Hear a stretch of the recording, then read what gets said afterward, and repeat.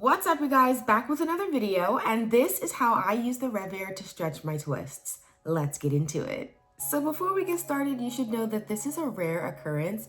I seldom do twist outs anymore, but I was just in the mood for one. I had a curl refresh yesterday, and I just didn't really feel like doing another quasi wash and go. So for those of you guys who are looking out for twist outs, here's your time, baby.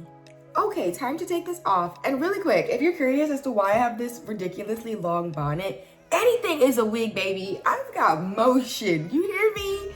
It's an inspiration. A regular bonnet that be up here, baby, that's not motivational. One that's down my back, girl, that's goals. Anyway, so this was, like I said, a curl refresh. I went in with the Dew Cream because that's what I was kind of using when I first styled my hair when it was clean. I put some mousse over my twists, and here we have it. They are still a little damp, and this was not on stretched hair. I just did it on my regular, schmegular natural curls while they were wet. And now I'm gonna use the Revair to kind of dry them a little bit more before we take these girls out. But they do feel very moisturized, so that's a good sign. Let's go ahead and get started with the Revair. You know, I got my dinosaur situation right here, and I think I'm gonna go ahead and not me hit myself in the face. I think I'm gonna start with level 2 tension and level 2 heat. Let me go ahead, get my machine going. I'm gonna go around this head a little bit, and I'll pop in after a couple are dry.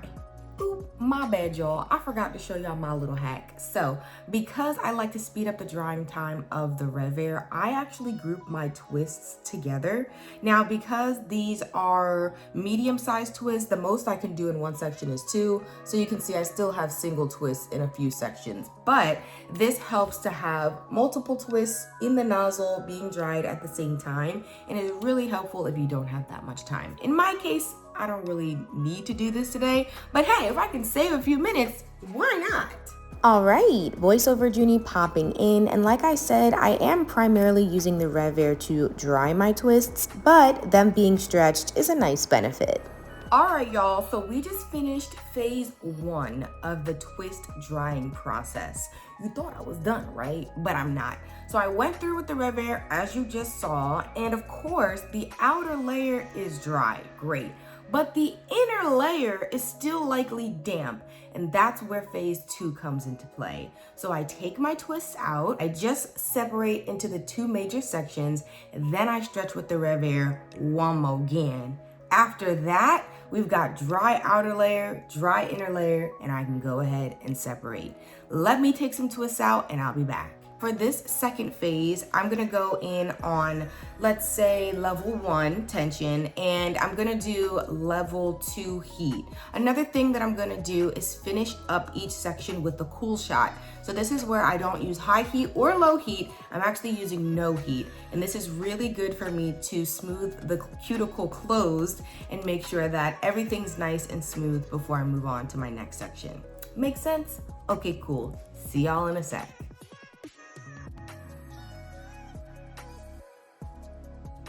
All right, guys, so you can probably tell the difference one side to the other. These are a bit more pointy and stretched kind of flat, and then this side is a little shorter. Now, let's be honest, if you watched my hair update, you know this side of my hair in the front is already shorter than the other side, but stay focused, okay? Stay focused. All right, y'all, so it's giving wild thornberry. I don't know about you, but we trust the process around here, okay? So I'm about to divide my hair into sections again and go through stretching each section. But I gotta use some reinforcements, which is my wild growth oil. Come on, wild growth oil for the wild thornberry stage, baby. And this will serve the purpose to avoid any snagging or pulling. I do not wanna have any mistakes. So this is gonna give me a little slip on my grip. I've chatted enough. Let's go ahead and get this thing sectioned, baby. A little wild growth oil, ma'am. Nice and saturated. And let's start at the bottom. And I just like to smooth and pull. You guys know I like a little frizz, so ain't nobody feelings hurt if my hair is a little fluffy. That is perfectly fine with me. I've never really been a stickler on separating because there's strength in numbers. The section might be a little weird looking by itself, But baby, when everybody is looking that way, nobody thinks twice. Cause you know there be bad singers in the choir, can't hold the note by themselves. And a little fun fact about me, y'all, my twist outs, braid outs always have the tendency to look like wash and goes, which is one of the reasons why I kind of stopped doing them, because I was looking for a certain look. And I would still get people being like, oh my gosh, is that a wash and go? No, girl, it's a twist out. So I was just like, I might as well just do a wash and go, or what I feel like is my version of a wash and go, because y'all think it's a wash and go anyway. So I'm just gonna go through and continue stretching and separating these sections, and I'll get right with you. All right, y'all, your girl is back with a fluffed head, and not this looking like my stretched braid out from my hair update. Anywho, I like how it looks. My Curlsmith hair makeup still held on despite being sprayed down with water last night. A couple things to keep in mind about how I achieved this look. Number one, I did not soak my hair in water yesterday. All I did was make sure that it was damp enough for me to get my fingers through it and finger detangle.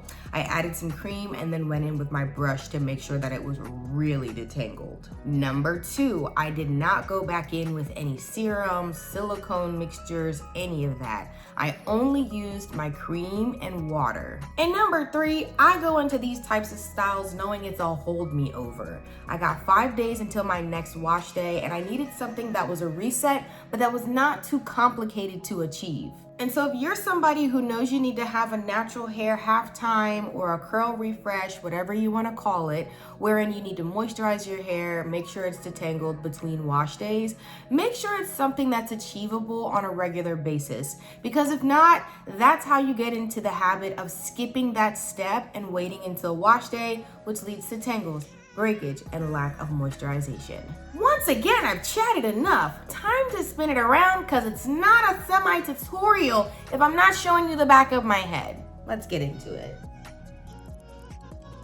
And if you're wondering why I show you the back of my head, it's because I want you guys to know we are going for holistic styling. Don't nobody want a bust down part in the front and back. It's cute when somebody's always facing you, but I'm very much so big on shape. How it looks from the front, the side, okay, the back. Plus, I can't be on the internet saying the back of my head is ridiculous if y'all don't see the back of my head. In defense of everybody who said my twist outs and braid outs be looking like wash and goes, y'all ain't wrong. It looked like a wash and go.